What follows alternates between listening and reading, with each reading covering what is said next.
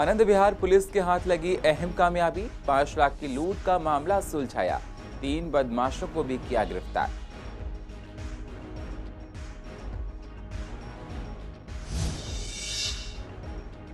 Gita colony का 6 block में corona case निकलने पर बनाया गया कंटेनमेंट जोन। इलाके को किया गया सील। दुकानदार दुकान बंद होने से हैं बेहद परेशान। गांधीनगर में बकरा ईद पर भी छाया कोरोना का साया। बाजारों में नहीं है रौनक। दुकानदारों ने कहा रेंट निकालना हुआ मुश्किल।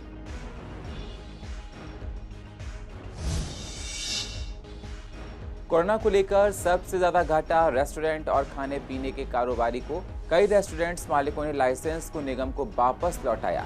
घाटे में कारोबारी। और Indian medical association east Delhi branch की बिल्डिंग में लगाया गया कोरोना के लिए कैंप। कई लोगों ने आकर कराया कोविड-19 का फ्री में चेकअप। पूर्व दिल्ली के सीनियर डॉक्टर्स भी रहे मौजूद। नमस्कार, स्वागत है आप सभी का CCN में। मैं हूं आपके साथ सुनील चौहान। अब होते हैं रूबरू पूर्व दिल्ली की अहम खबरों के साथ। पूर्व दिल्ली के आनंद विहार इलाके में 12 जुलाई को हीरा स्वीट्स के मालिक के 7 बंदूक की नोक पर हुई 5 लाख की लूट को दिल्ली पुलिस ने सुलझा लिया है। पुलिस ने लूट के आरोपी 3 लोगों को गिरफ्तार कर 87,000 रुपए नकद और लूट के रुपए से खरीदा हुआ 1,06,600 रुपए का फोन बरामद किया गया है और बाकी आरोपियों की तलाश में पुलिस जुट गई है। पुलिस ने इन बदमाशों को पकड़ने के लिए काफी दिनों से जतन कर रही थी। बदमाशों के पकड़े जाने पर लोगों में खुशी देखी जा रही है। कोरोना काल में लगभग सभी पर इसका बड़ा असर पड़ा है। कोरोना की वजह से अगर देखा जाए तो सबसे ज्यादा असर रेस्टोरेंट वालों पर और खाने पीने के कारोबार करने वालों पर पड़ा है। अनलॉक 2 होने के बाद भी रेस्टोरेंट्स की दुकानों पर बहुत ही कम लोग खाने के लिए आते हैं। सभी लोगों को कोरोना का खतरा सता रहा है। कई लोग तो अपना लाइसेंस EDMC को वापस कर रहे हैं। रेस्टोरेंट्स मालिक का खर्चा नहीं निकल रहा है। इस पर क्या कहना है पूर्व स्टैंडिंग कमेटी के चेयरमैन संदीप कपूर का, आइए आपको सुनाते हैं। साथियों, कोरोना काल में जब सभी व्यक्ति कोरोना बीमारी से बचने के लिए अपने घरों में थे, तो जो छोटे छोटे व्यवसाय हैं और बड़े व्यवसाय सभी पे ही एक नेगेटिव नकारात्मक असर पड़ा।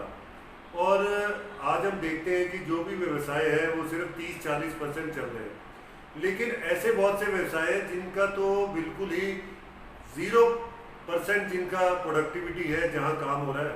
ऐसे में जो रेस्टोरेंट्स हैं, होटल्स हैं, उन पे इस कोरोना काल का बहुत ज़्यादा असर पड़ा और देखने में आ रहा है कि इलाकों के अंदर जो रेस्टोरेंट्स हैं वो कई महीने से बंद पड़े। जिसने चालू भी किया तो सिर्फ टेक अवे चालू किया। और इस समय पूर्वी दिल्ली की अगर बात करें, बहुत सारे ऐसे लोग हमारे पास आ रहे हैं जो अपने लाइसेंस सरेंडर कर रहे हैं। दक्षिणी क्षेत्र में और उत्तरी क्षेत्र में अब तक ऐसे 9 मामले हमारे पास आ चुके हैं जिसमें लाइसेंस उन्होंने वापस किए। तो मेरा उन सभी से निवेदन है कि आप अपना धैर्य बनाए रखें। अपने आने वाले समय में धीरे धीरे कोरोना का प्रकोप जब कम हो रहा है तो ये व्यापार भी आगे बढ़ेगा और आप भी उन्नति करेंगे। और आप सबके अच्छे भविष्य के लिए कोरोना से बचाव करें और सावधानी बरतें। कोरोना का प्रकोप पूर्व दिल्ली में कम नहीं हो रहा। लगातार पूर्व दिल्ली में कंटेनमेंट जोन बढ़ते जा रहे हैं। गीता कॉलोनी के 6 ब्लॉक में कोरोना के पेशेंट मिलने से इलाके को सील कर दिया गया, जिसकी वजह से आसपास की सभी दुकानों को बंद करना पड़ा है। दुकानदारों का कहना है कि बड़ी मुश्किल से काम चालू हुआ था, लेकिन अब दुकानें बंद होने से फिर से धंधा चौपट हो गया है। पूरे इलाके में पुलिस तैनात रहती है। कंटेनमेंट जोन को देखते हुए इलाके में काफ़ी सतर्कता बढ़ती जा रही है। जो कल वाला दिन था, कल दोपहर को उन्होंने कंटेनमेंट जोन बनाया है, तो उसमें कहीं ना कहीं इम्पैक्ट ये आ रहा है कि 6 ब्लॉक में एक घर में 7-8 जो पेशेंट निकले हैं वो हैं। और दूसरा मैं बताना चाहता हूँ, कहीं ना कहीं प्रशासन की भी कमी है कि जो आसपास के दुकानदार हैं वो बड़ा सफ़र कर रहे हैं। दुकानदार सफ़र करने से मतलब ये है कि कई किन लोगों की किराए की दुकानें भी हैं। तो कोरोना काल में आपको पता है कि दुकानें बंद भी रही हैं, काम धंधे आगे चौपट हुए पड़े हैं। तो कहीं ना कहीं दिल्ली सरकार को ये सोचना पड़ेगा आने वाले समय में कि कंटेनमेंट जोन का जो दायरा है उसे कम किया जाए। जो इफेक्ट गली को जैसे सील कर दिया इन्होंने, तो गली सील होनी चाहिए। उसके अलावा जो कमर्शियल एक्टिविटी जो स्लोली चलती है, जिसमें भीड़ नहीं इकट्ठी होती, उन दुकानों को तो मौका मिलना चाहिए। सब दुकानदार लोग भी खड़े हैं, रेजिडेंस वाले भी एग्री हैं कि दुकानें खुलनी चाहिए। सबसे पहले आपको ये देखना चाहिए, इसका आकलन करो कि ये गली बैक साइड से बंद है, उसमें स्कूल की दीवार है, वहाँ से कोई एंट्री है ही नहीं। एक गेट है वो इनको बंद कर दिया। उसके बावजूद जितनी भी ये दुकानें हैं, आसपास की कमर्शियल एक्टिविटी है, उनका इनसे कोई वो नहीं है। कोरोना पेशेंट यहाँ से 2 घर आगे जाके हैं, वो उनको लॉक कर दिया गया, वो बाहर नहीं निकल सकते, घर के अंदर आइसोलेट में है। उसके बावजूद बाहर की जो दुकानें जहाँ पर एक्टिविटी थी, थोड़ा बहुत काम दुकानदारों का चल रहा था, किराएदार हैं या जो जिनकी अपनी दुकानें हैं, 2-2.5 महीने पहले कोरोना जोन में सब कुछ बंद था, लॉकडाउन था। अब मुश्किल से जाके थोड़ा बहुत खुला भी है तो फिर उसको बंद कर दिया गया। दिल्ली में कोरोना हुआ है, हम मानते हैं कि प्रशासन ने इसके अंदर कार्रवाई की है, उचित कार्रवाई है, लेकिन आसपास की दुकानें बंद करना मेरे ख्याल से कोई समझदारी नहीं है। मेन रोड है, यहाँ पे जो हमारी दुकानें हैं उसमें इतना कोई फुटफॉल भी नहीं है, काम बहुत थोड़ा सा है, इसी तरह हम अपने आप को सर्वाइव कर रहे हैं, सोशल डिस्टेंसिंग मेंटेन कर रहे हैं, सब कुछ कर रहे हैं, लेकिन फिर भी प्रशासन ने, महकमे ने ये दुकानें बंद करा दी हैं, जो कि गलत है। भाई सब दुकानदारों को दिक्कत हो रही है, हमें भी दिक्कत हो रही है, आने जाने में सबको टोक रहे हैं। Indian medical association east Delhi branch की तरफ से आज लोगों के लिए फ्री में कोरोना चेकअप कैंप लगाया गया, जिसमें तमाम लोगों ने आकर अपना कोविड-19 का टेस्ट कराया। आईएमए ईस्ट दिल्ली ब्रांच की तरफ से सारे इंतजाम किए गए थे। अगर कोई पॉजिटिव पाया जाता है तो उसको होम आइसोलेशन की सलाह दी जा रही थी। अगर ज़्यादा सिम्टम्स थे तो अस्पताल पहुंचाया जा रहा था। इस मौके पर आईएमए ईडीबी के president doctor Sunil Singhal, vice president doctor Gautam Singh, doctor Hari Singhani मौजूद रहे। जिस तरह दिल्ली में कोरोना के ग्राफ में कमी देखी जा रही है, इस पर भी डॉक्टर्स ने राय दी है। आईएमए ईडीबी पूर्व दिल्ली की जनता के लिए हमेशा अच्छे कदम उठाता रहता है। देखिए, कोविड के जो टेस्ट हैं आज रैपिड कोविड एंटीजन टेस्ट कर रहे हैं हम, और ये फ्री ऑफ कॉस्ट है, सरकार की तरफ से हमने यहाँ कैंप लगाया है। और जो हमारे एसोसिएशन के मेंबर हैं, उनके फैमिली मेंबर्स हैं या उनके हेल्थ केयर वर्कर्स, उनके यहाँ जो काम करते हैं उनकी फैमिली है, उनके लिए हमने एक कैंप लगाया और ये free of the cost. Delhi के ही लोग करा सकते हैं, और जो अगर हमारे मेंबर हैं और आसपास के इलाके के हैं वो भी करा सकते हैं। और आईडी तो आधार कार्ड जो मैंडेटरी है, आधार कार्ड के बेसिस पे कर रहे हैं। और बाकी मेंबर्स जो हमारे डॉक्टर हैं वो हम सबको जानते हैं तो वही लोग यहाँ आके करा रहे हैं, क्योंकि हमने इसका मास कैंपेन किया है, तो डॉक्टर्स को ही ये कैंपेन पहुँचा है और उन्हीं को ये जानकारी है कि यहाँ टेस्ट के माहौल में, डर के माहौल में काम करते रहे, लगातार काम करते रहे। अगर कोई परिवार का आदमी जो है वो बीमार हो गया, उसके बावजूद काम करते रहे। अगर उनका कोई साथी बीमार हो गया, उसकी कंडीशन देखने के बावजूद काम करते रहे। तो ये एक बहुत बड़ी जीत है डॉक्टरों की, कि जिस मेहनत के साथ उन्होंने काम किया दिल्ली के अंदर, और उन्होंने जो है स्थिति पे काबू पाने में कंधे से कंधा मिला के सरकार की जो है वो पूरी मदद की है। आज उन डॉक्टरों की सेवा को नमन करते हुए सरकार के साथ मिलके और हमारी ईस्ट दिल्ली मेडिकल एसोसिएशन ने मिलके ये कोरोना कोविड टेस्ट किट की जो है, और हमने इसकी जो जांच की व्यवस्था यहाँ पे करी है कि डॉक्टर ये जान पाए कि क्या वो एसिम्टोमेटिक कैरियर या वो कहीं एसिम्टोमेटिक डिजीज से सफ़र तो नहीं कर रहा। ये अपने जितने भी हेल्थ केयर वर्कर्स हैं उनका भी टेस्ट करा रहे हैं, खुद अपने डॉक्टर्स का भी टेस्ट करा रहे हैं। हमारे कोविड नेगेटिव की रिपोर्ट रखी हुई है हम लोगों ने, जैसे उनको दिखाने के लिए, तो लीगली भी सही है एक तरह से देखा जाए। और दूसरा क्या है, ये जो टेस्ट है ना, ये एकदम कहीं भी किया जा सकता है, कोई इसमें लेबोरेटरी की रिक्वायरमेंट नहीं है। और इसमें क्या है कि ये टेम्परेचर वो टेम्परेचर इस तरह का भी कोई रिक्वायरमेंट नहीं है। तो इसलिए ये फील्ड में, कैंप में कहीं भी किया जा सकता है और तुरंत रिजल्ट आ जाता है, और हम मरीज़ को तुरंत बता सकते हैं कि कोविड है कि नहीं है। जबकि आप देखो, अधिकतर जो रिश्तेदार हैं, मरीज़ के घर वाले हैं, उनको कोई टच कर दे तो डरते हैं, वो टच ना हो जाए हमें। और यहाँ हम लोग मरीज़ों को देखते हैं, टच किया, उनको एग्जामिन करते हैं अच्छी तरह से, उनको आईसीयू में रखना है या ऑपरेशन करने हैं। उत्तर पूर्व दिल्ली के दंगों के मामलों में सुप्रीम कोर्ट और हाई कोर्ट में पैरवी के लिए गठित किए जाने वाले वकीलों के पैनल को लेकर दिल्ली सरकार और एलजी के बीच विवाद और बढ़ गया है। एलजी अनिल बैजल ने दिल्ली पुलिस के जिस पैनल को मंजूरी देने के लिए फाइल दिल्ली सरकार के पास भेजी थी, दिल्ली कैबिनेट ने दिल्ली पुलिस द्वारा गठित किए गए वकीलों के इस पैनल को मंगलवार को खारिज कर दिया। इसे लेकर शाम को मुख्यमंत्री अरविंद केजरीवाल की अध्यक्षता में उनके आवास पर कैबिनेट की बैठक हुई, जिसमें कैबिनेट ने निष्पक्षता पर सवाल उठाते हुए दिल्ली पुलिस के वकीलों के पैनल को खारिज कर दिया है। दिल्ली कैबिनेट उपराज्यपाल की इस बात को से जरूर सहमत थी कि ये केस बेहद महत्वपूर्ण है। इस कारण से कैबिनेट ने दिल्ली सरकार के गृह विभाग को निर्देश दिया है कि दिल्ली दंगे के लिए देश के सबसे बेहतरीन वकीलों का पैनल बनाया जाए। साथ ही पैनल निष्पक्ष भी होना चाहिए। उधर जानकारों का कहना है कि पूर्व में गठित निचली अदालतों के पैनल के अनुभव को देखते हुए उपराज्यपाल अपने अधिकारों का प्रयोग करते हुए दिल्ली पुलिस के पैनल को अनुमति दे सकते हैं। इस पर वकीलों ने अपनी राय रखी है। क्या कह रहे हैं वकील, आइए आपको सुनाते हैं। एलजी के आदेश से नॉर्थ ईस्ट के दंगों के लिए एक वकीलों की टीम नियुक्त की गई थी जो नॉर्थ ईस्ट के दंगों की जांच करेगी और उनको प्रोसिक्यूट करेगी अदालत में। उस मामले को दिल्ली सरकार ने कल खारिज कर दिया है। उसमें उन्होंने भारत के संविधान का और सुप्रीम कोर्ट और हाई कोर्ट की गाइडलाइंस का हवाला दिया है कि इस आधार पर उसको लागू नहीं किया जा सकता। अब इसमें दिल्ली सरकार अपनी एक लिस्ट आगे जारी करेगी। दिल्ली सरकार का इसके पीछे ये तर्क है कि शुरू से ही दंगों में पुलिस की भूमिका पर सवाल उठाया गया है मीडिया के द्वारा, प्रिंट मीडिया, इलेक्ट्रॉनिक मीडिया के द्वारा।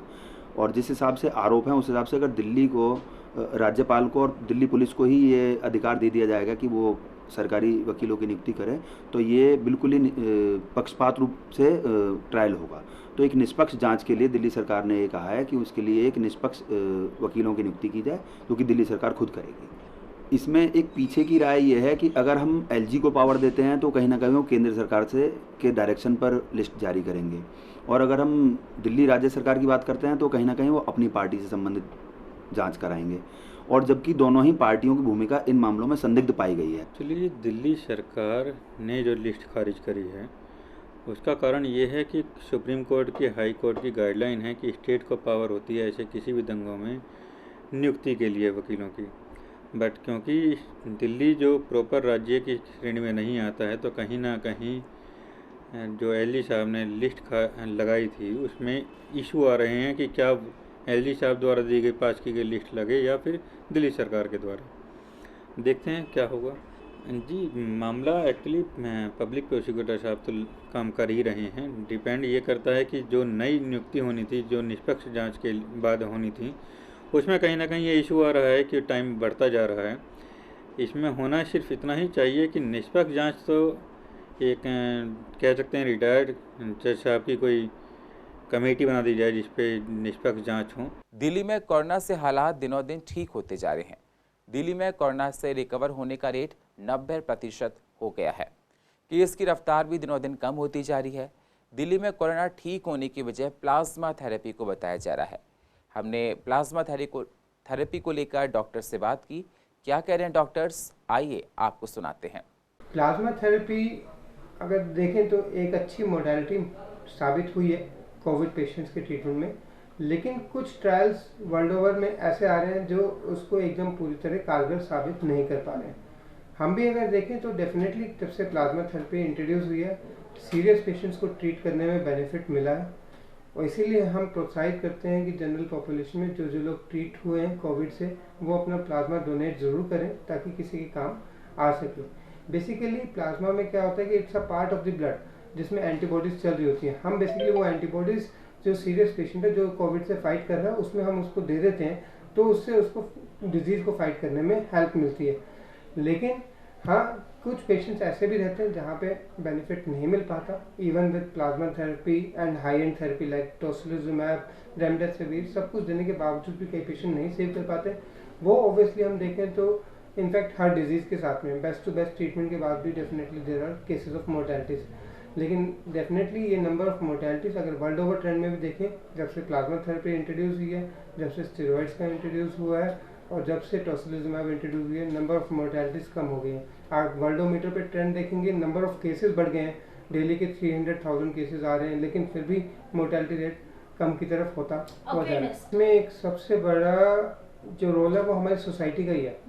इसमें अगर आप व्यूज़ पूछेंगे, ज़्यादातर लोग जो प्लाज्मा डोनेट नहीं कर रहे जब कोविड से पीड़ित होने के बाद, जो ट्रीट होने के बाद, उसमें एक रीज़न सोसाइटी का है। जब उनको कोविड हुआ था तब उनको और उनकी फैमिली को ज़्यादातर लोगों ने दूरी बना ली। उनको हेल्प करने की जगह लोगों ने उनसे डिस्टेंस बना लिया। जहाँ पे उनको हेल्प की जरूरत थी तब उन्होंने हेल्प नहीं करा, तो लोग अब ये सोचते हैं कि हम क्यों किसी की हेल्प करें। ऑब्वियसली मैं उस चीज़ को प्रोत्साहित नहीं करूँगा। देखिए, ईंट का जवाब पत्थर से नहीं मिलना चाहिए। ऑब्वियसली ये होना चाहिए कि आप जहाँ पे आप जिसकी हेल्प कर सकें ज़रूर करना। प्लाज्मा एक ब्लड का वो पोर्शन है जो बिल्कुल लिक्विड फॉर्म में होता है, जिसमें आरबीसीज नहीं होते हैं। उसमें एंटीजन और जितने भी इम्यून बॉडीज़ होती हैं वो सब होता है, एंटीबॉडीज़ होती हैं। जब भी कोई वायरस या कोई इन्फेक्शन शरीर में एंटर करता है तो शरीर के अंदर एक इनेट इम्यूनिटी होती है जो एंटीबॉडी रूप में होती है, जो उस वायरस के अगेंस्ट काम करती है और उसको वहीं पे फेल कर देती हैं। और ये antibodies first line immune system होता है, ये प्लाज्मा में होते हैं। तो इसलिए ये कन्वल्सेंट प्लाज्मा कहा जाता है। जब भी वायरस, जैसे कोरोना वायरस है, उसने अटैक करा, शरीर के अंदर एंटीबॉडीज़ बन गई। ये एंटीबॉडीज़ जो पेशेंट ठीक हो रहा होता है उसमें ज़्यादा होती हैं। इसको कहते हैं कन्वल्सेंट प्लाज्मा थेरेपी। तो जो वो फ्लूइड होता है जिसमें एंटीबॉडीज़ होती हैं, वो प्लाज्मा फेरेसिस के द्वारा ब्लड में से छान लिया जाता है, और जो सीवियरली संक्रमित लोग होते हैं उनको ये दिया जाता है, जिसमें यूजुअली ARDS होता है, एक्यूट रेस्पिरेटरी डिस्ट्रेस सिंड्रोम होता है। देखो, ऐसा है कि जो 80% लोगों को तो किसी ट्रीटमेंट की ज़रूरत ही नहीं होती है, वो अपने आप सिम्टोमेटिक ट्रीटमेंट से ठीक हो जाते हैं। बाकी जो 20% जिनको रेस्पिरेटरी डिस्ट्रेस सिंड्रोम होता है और जो यूजुअल एंटीबॉडी से, ऑक्सीजन थेरेपी से नहीं ठीक हो पा रहा, जिसमें लंग डैमेज की आशंका होती है, उन्हीं लोगों को ये दिया जाता है। और उसी के लिए ही एक कहते हैं कि बिल्कुल लाभार्थी। हॉकर्स जॉइंट एक्शन कमेटी के द्वारा PM रेडी पटरी आत्मनिर्भर निधि के अंतर्गत लोन के लिए झिलमिल में एक कैंप लगाया गया, जिसमें ऑनलाइन अप्लाई करवाया गया, जिसमें लगभग 60 लोगों ने आवेदन किया। और रेडी पटरी वालों को 10,000 तक की लोन की इसमें सुविधा है, जिसमें आधार कार्ड, बैंक की पासबुक की कॉपी, आधार कार्ड से लिंक मोबाइल नंबर, परिवारों के सदस्यों के नाम, संबंध और उम्र दस्तावेज ज़रूरी होंगे। जिसे लोन से चाहिए है वो लोग इसके लिए अप्लाई कर सकते हैं। 60 लोगों ने अप्लाई भी किया, और जिस लोन से रेडी पटरी वालों को काफ़ी राहत मिलेगी और बहुत ही इस कोरोना काल में उनके लिए अच्छी सुविधा बताई जा रही है। प्रधानमंत्री श्री नरेंद्र मोदी जी की एक योजना है रेडी पटरी पूरे देश के अंदर, क्योंकि महामारी जो कोरोना आई है, इसमें जो रेडी पटरी वालों को जो नुकसान हुआ है, उनके लिए आत्मनिर्भर बनने के लिए 10,000 रुपये का लोन उनको दिया जा रहा है। तो यहाँ जो हमारे रेडी पटरी हॉकर्स एसोसिएशन है, इन्होंने एक प्रोग्राम ऑर्गेनाइज किया कि भी यहाँ जो लोग, क्योंकि अधिकतर लोग यहाँ अनपढ़ हैं, उनको फॉर्म भरना नहीं आता और ये ऑनलाइन ही फॉर्म भरे जा रहे हैं। तो यहाँ कुछ हमारे युवा साथी हैं, वो इनकी हेल्प कर रहे हैं, सभी बहनों भाइयों की, और उनके फॉर्म भरे जा रहे हैं कि भैया एक तो उनका रजिस्ट्रेशन हो जाएगा। असंगठित क्षेत्र के लोग हैं ये, तो संगठित करने की एक जो प्रधानमंत्री जी की एक योजना है कि सब लोगों को एक रजिस्ट्रेशन सरकार के पास रहे, पता रहे कौन क्या करता है, कैसे रहता है, जिससे कि जो योजना है वो योजनाओं का मैक्सिमम उनको लाभ मिल सके। और ये 10,000 रुपये का लोन दिया जा रहा है, और बहुत नॉमिनल रेट है इसका, जो इंटरेस्ट है इसका वो मात्र 4% का साल का है। देखिए, हमने TVC कमेटी के माध्यम से हमने सभी लोगों को अपने ये पेपर्स बांट रखे हैं, और उनके माध्यम से हम लोन प्रोवाइड करने की स्कीम समझा रहे हैं। पिछले 1 महीने से हमने झिलमिल रामलीला कमेटी ये इस मंदिर प्रांगण में हमने 1 महीने से इस कार्यक्रम को लागू कर रहे हैं। हम जो लोग हमारे समझ नहीं पा रहे हैं उनको हम समझा रहे हैं। तमाम हमारे जो बच्चे हैं उनको सबको ट्रेनिंग के माध्यम से हम सबको लोन की प्रक्रिया समझा रहे हैं। इस लोन के माध्यम से ये हमारे साप्ताहिक बाजार वालों पर और रेडी पटरी वालों पर वैश्विक महामारी कोविड-19 के अंतर्गत हम 5 महीने से बेरोजगार हैं, और इस तरह से हमारा परिवार भुखमरी के कगार पर आ पहुंचा है। किसी भी सरकार ने हमें कोई किसी तरह की आर्थिक सहायता नहीं की कि जिसमें कि हम लोगों को कोई सहायता मिल जाए हमारे परिवार के लिए। ये सबसे बड़ी तो योजना है हमारे प्रधानमंत्री मोदी साहब ने जो 10,000 रुपये की लोन की निकाली है। हम बाज़ार वालों को बहुत बड़ी राहत का काम है ये। जब हमारे बाज़ार लगे गए तो हम इनकी किस्त भी देंगे। सबसे पहला काम तो हमारा ये है, जितने भी हमारे साथ ही बाज़ार वाले रेडी पटरी वाले भाई है, सबसे पहले इन्हें 10,000 रुपये लोन दिलाने का काम कर रहे हैं। हमारी टीम जगह जगह हमने लड़के बिठा रखे हैं, जिससे फॉर्म नहीं बनना आता, जिससे हम इसकी हेल्प करने के लिए तैयार हैं। वैसे इस बार चाहे कोई भी त्यौहार हो, लेकिन कोरोना की वजह से उसकी रौनक फीकी है। बाजार में जो खरीदारी दिखाई देती थी वो दिखाई नहीं दे रही है। पूर्व दिल्ली के गांधीनगर में ईद से कुछ दिन पहले बाजारों में खूब रौनक रहा करती थी, लेकिन इस पर बाजार ठंडा नजर आ रहा है। दुकानदार खाली पड़े हैं। एशिया की सबसे बड़ी होलसेल कपड़ा मार्केट गांधीनगर के सुभाष रोड के दुकानदार बेहद परेशान हैं। दुकानदारों का कहना है कि मीठी ईद पर भी ग्राहक नहीं थे और अब बकरी ईद पर भी मौके पर बाजारों में सन्नाटा है। लेबर की तनख्वाह तक निकालने में भारी परेशानियां हम लोगों को उठानी पड़ती हैं। कारण क्या है, मार्केट में बिल्कुल ग्राहक ही नहीं है, और इस कोरोना की वजह से जो है बड़ी सभी लोगों को दिक्कत है। पैसा वैसा है नहीं लोगों के पास, तो यहाँ क्या नाम जो है आ ही नहीं रहे ग्राहक तो ईद से 10 दिन पहले या ईद आने वाली जो है उससे पहले भी नहीं है, और इस बार कोरोना की वजह से बिल्कुल ग्राहक बाज़ार में नहीं है, और न ईद की कोई रौनक देखने को मिल रही और न कोई काम धंधे हैं। काम धंधे बिल्कुल ठंडे हो गए हैं। हम लोग देखो व्यापारी लोग खाली दुकान पर बैठे हुए हैं। सर 2 महीने से ऊपर हो लिया बाज़ार ओपन हुए। आज ये पोजीशन है कि हमें किराया भाड़ा बच्चों का दुकान का हिसाब कोई खर्चा पूरा नहीं हो पा रहा, ना हमें गवर्नमेंट की तरफ से कोई किसी तरह की हेल्प मिल रही। जो हम व्यापारी आदमी हैं सब परेशान है, किराए भाड़े से भी लड़कों का हिसाब की तनख्वाह भी देनी है। गांधीनगर मार्केट से सुभाष रोड, यहाँ की मार्केट की हालत ऐसी हो चुकी है, इतनी ज़बरदस्त ख़राब हो चुकी है, व्यापारियों के लिए ना कोई हेल्प हो रही है। देखो ईद का माहौल है, देखे कैसे व्यापार बिल्कुल सूना पड़ा है, गलियाँ बिल्कुल सूनी पड़ी है। कोरोना को देखते हुए इस बार बकरीद को बहुत ही सावधानियों के साथ मनाया जाएगा। नमाज अदा करते समय सोशल डिस्टेंसिंग का ध्यान रखना बेहद ज़रूरी है। मास्क लगाकर ही लोग नमाज को अदा करें। आपको बता दें, मुफ्ती ने कोरोना काल को देखते हुए सभी को एहतियात के साथ बकरीद मनाने की सलाह दी है। क्या कह रहे हैं आप भी सुनिए। इसमें ईद कुर्बा में की चंद बातों को ख्याल रखें। एक तो ये कि ईद कुर्बा की जब नमाज के लिए जाएं, जो 2 रकत नमाज पढ़ी जाती है, इसमें सोशल डिस्टेंसिंग का भरपूर ख्याल रखें। जो WHO की गाइडलाइंस हैं या गवर्नमेंट की जो गाइडलाइंस हैं कि सोशल डिस्टेंसिंग रखी जाए ताकि ये बीमारी एक दूसरे को मुतादी ना हो। इन्फेक्शियस डिजीज़ में आती हैं, बीमारी फैलने वाली है, इसलिए हम सोशल डिस्टेंसिंग का ख्याल रखें। और इसी तरीके से हम मास्क लगा करके जाएं ताकि छींक आने से या खांसी होने से या सांस के ज़रिए से एक दूसरे को कोई वायरस न जाए। लिहाजा हम 2 चीज़ों का ख़ास तौर पर ख्याल रखें। एक तो ये कि इन्फेक्शियस डिजीज़ है, इसलिए हम मास्क का ज़रूर ख्याल रखें, लाजमी तौर पर ये पहनें, और सोशल डिस्टेंसिंग का ख्याल रखें। इसी तरीके से जो कुर्बानी जो की जाती है, तो याद रखें कि ये कुर्बानी दरअसल किसी जानवर को ज़बह करके उसके गोश्त खा लेने का नाम नहीं है, बल्कि ये कुर्बानी इस बात को कहते हैं कि इंसान अल्लाह के हुक्मों के सामने अपने जज्बात को, अपने ख्वाहिशात को, अपनी परंपरा को, अपनी रिवायात को जो इस्लामी तालीमात के ख़िलाफ़ हैं उनको कुर्बान कर देना, यानी उनके सामने अल्लाह के हुक्मों को अपना लेना और उन चीज़ों को न अपनाते हुए अल्लाह के हुक्मों को अपना लेने का नाम असल कुर्बानी है। और पूर्व दिल्ली की अधिक जानकारी के लिए आप YouTube पर जाकर CCN10 को सब्सक्राइब करें और फ्रेश अपडेट लेते रहें। और फिलहाल पूर्व दिल्ली खास में इतना ही। बाकी खबरों के लिए आप बने रहिए CCN के साथ। तब तक के लिए नमस्कार।